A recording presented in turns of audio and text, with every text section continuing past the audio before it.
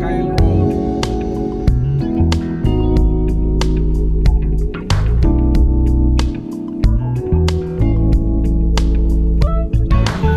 So today is Monday again, and I'm excited to all my kabayans there in Pinas because Ikea is opening there soon now. I'm happy for you guys.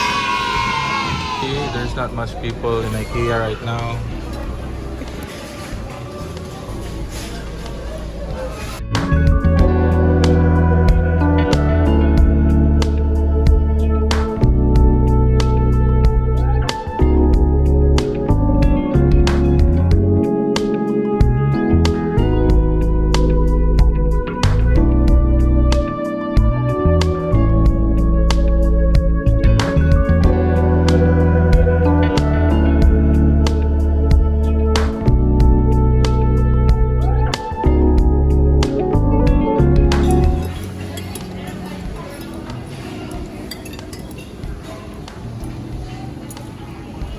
Kuya.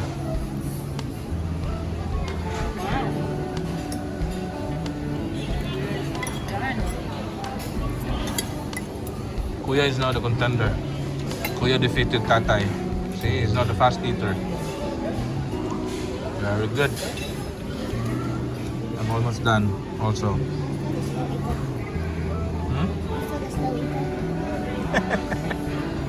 Among the good things that the Filipinos will have because of the opening of Ikea there in Manila, aside from, you know, Filipinos will now have the opportunity to avail, I don't say cheap, I don't say expensive also, but I think affordable furniture.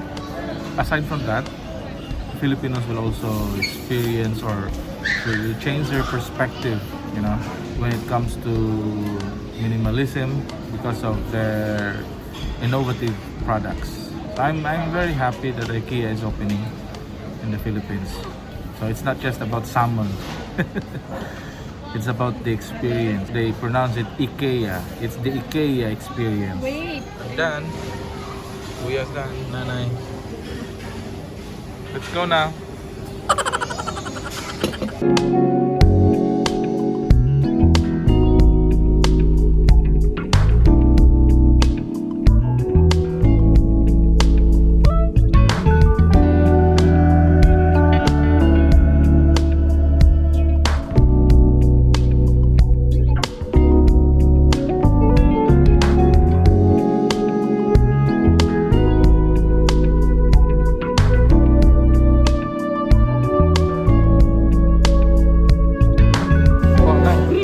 Get your ice cream. Oh, please. Thank you.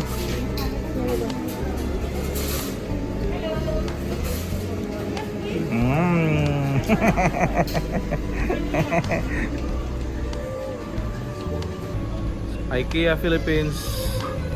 I don't know when are you going to open, but congratulations in advance, IKEA Philippines. Let's celebrate ice cream. IKEA's ice cream is better than. Don't say no.